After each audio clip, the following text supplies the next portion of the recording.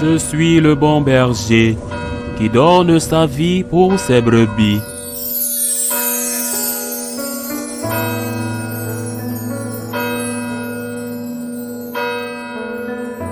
En ce temps-là, Jésus disait, « Lequel d'entre vous, quand son serviteur aura labouré ou gardé les bêtes, lui dira à son retour des champs, « Viens vite prendre place à table ». Ne lui dira-t-il pas plutôt, « Prépare-moi à dîner, mets-toi en tenue pour me servir, le temps que je mange et boive. Ensuite tu mangeras et boiras à ton tour. » Va-t-il être reconnaissant envers ce serviteur d'avoir exécuté ses ordres? De même vous aussi, quand vous aurez exécuté tout ce qui vous a été ordonné, dites, nous sommes de simples serviteurs, nous n'avons fait que notre devoir. Acclamons la parole de Dieu.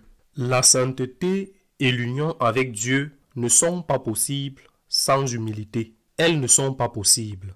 Le démon est toujours à l'afflux et chaque fois que vous faites une bonne action, même si c'est une petite action ou simplement l'accomplissement de votre devoir, le démon en profite pour vous injecter son poison. Et sans t'en rendre compte, tu commences à te comparer à ceux qui ne font pas ces bonnes actions, à ceux qui ne remplissent pas leurs obligations familiales, professionnelles envers Dieu. Et tu commences à te sentir supérieur. Tu commences, sans même t'en rendre compte, à te considérer comme bon, excellent. Tu peux même en venir à croire que tu rends service à Dieu et que Dieu te doit beaucoup, ou du moins quelque chose. L'orgueil est très subtil. L'orgueil est comme ces oiseaux que l'on appelle en Espagne, du moins, le coucou, parce qu'ils pondent leurs œufs dans les nids d'autres oiseaux et que, lorsque leur petit naît, ils expulsent du nid les autres oisillons nouveau-nés pour rester seuls et recevoir toute la nourriture de ceux qui ne sont pas réellement leurs parents et qui, sans s'en rendre compte, nourrissent le meurtrier de leurs poussins, de leurs enfants. L'orgueil est si subtil qu'il profite de nos bonnes actions pour nous éloigner de Dieu. Et le Seigneur qui nous aime nous enseigne que lorsque nous faisons quelque chose de bien, nous ne devons pas penser que Dieu nous doit quelque chose. N'avons-nous pas simplement fait notre devoir? Est-ce le minimum que nous pouvions faire? Le problème, c'est que souvent, nous ne faisons rien de bien, ou nous ne faisons pas le bien, mais plutôt le mal. Ainsi, lorsque nous faisons quelque chose de bien, nous ne devons pas dire, même si nous ne le disons pas, nous ne devons même pas consentir à cette pensée d'orgueil et croire que Dieu nous doit quelque chose. Tout ce que nous faisons pour Dieu, même donner notre vie, même le martyre si nécessaire, tout ce que nous faisons pour Dieu, même le déshonneur qui est le pire martyre que l'on puisse infliger à quelqu'un, même la persécution, tout ce que nous faisons pour Dieu est peu comparé à ce qu'il mérite de nous. Si nous avons cette perspective qui est le juste, je le répète, non seulement nous ne pouvons pas progresser dans la sainteté, mais nous ne pouvons pas avoir une relation authentique avec Dieu. De plus, cela ne signifie pas que nous n'aurons pas de récompense, mais cette récompense est gratuite. Le Seigneur nous offre le ciel. Nous ne l'achetons pas avec nos bonnes œuvres, avec nos bonnes actions. Nous permettons à Dieu de nous ouvrir le ciel. En d'autres termes, avec nos bonnes actions, nous ouvrons la porte pour que le messager puisse arriver avec le cadeau. Si nous ne comprenons pas bien cela, nous ne comprenons pas ce qu'est la grâce de Dieu et nous pensons qu'avec ces bonnes actions, nous gagnons le ciel et que nous ne devons rien à personne.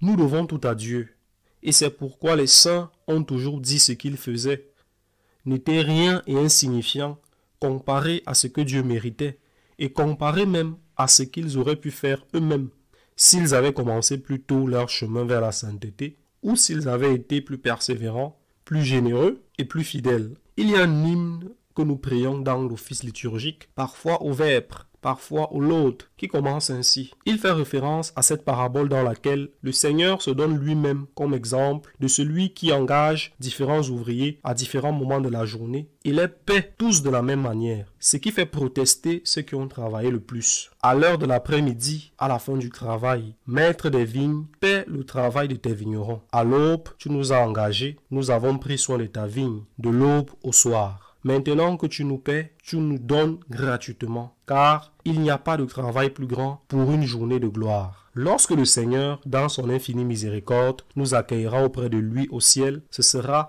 gratuitement. En vivant avec lui et pour lui et en mourant dans la grâce, l'avons-nous permis de nous offrir ce cadeau car il ne veut pas nous sauver, ou plutôt, il ne peut pas nous sauver si nous ne voulons pas être sauvés, mais ce cadeau sera alors vain. Quand j'étais adolescent, encore adolescent, à 17 ans, étudiant à l'université et pensant déjà qu'à 18 ans, j'irais au séminaire, comme on dit, qu'à un moment donné, sans m'en rendre compte bien sûr, mais peut-être qu'à un moment donné, le démon m'a attaqué en me faisant croire que j'étais formidable, que j'allais abandonner mes études universitaires, que j'allais affronter mes parents pour entrer au séminaire à 18 ans, que j'étais formidable. C'était la stupidité d'un adolescent, comme je suis chanceux, comme je suis béni, d'avoir passé ma vie avec Dieu, pécheur que je suis. Mais d'avoir passé ma vie avec Dieu, je n'envie personne. Je n'envie pas celui qui est l'ouvrier de la dernière heure et qui a mené une vie de péché, de beuverie, de toutes sortes, et qui au dernier moment, peut-être grâce aux prières de sa mère, au dernier moment, il dit à Dieu, pardonne-moi, et Dieu lui pardonne. Je ne l'envie pas, je ne l'envie pas. La bénédiction, c'est d'être avec Dieu. Et si la bénédiction consiste à être avec Dieu au ciel et être avec Dieu sur terre et participer déjà au ciel, la bénédiction, c'est d'être avec Dieu. La bénédiction, c'est de travailler dans la vigne du Seigneur, avec la certitude que même si je livrais mon corps aux flammes ou à la fusillade, comme cela est arrivé à tant de martyrs dans mon pays, même si je perdais ma vie et mon honneur pour servir le Christ, cela ne serait rien comparé à ce que le Christ a fait pour moi. Peut-on acheter le sang d'un homme? Eh bien, si cela ne peut être acheté, comment pourrait-on acheter et payer le sang d'un Dieu fait homme? Comment puis-je mériter la mort du Christ sur la croix? J'insiste, même si je donnais ma vie, cela ne suffirait pas. C'est pourquoi, en chacun de nous, il doit y avoir ce sentiment d'humilité qui précède la gratitude.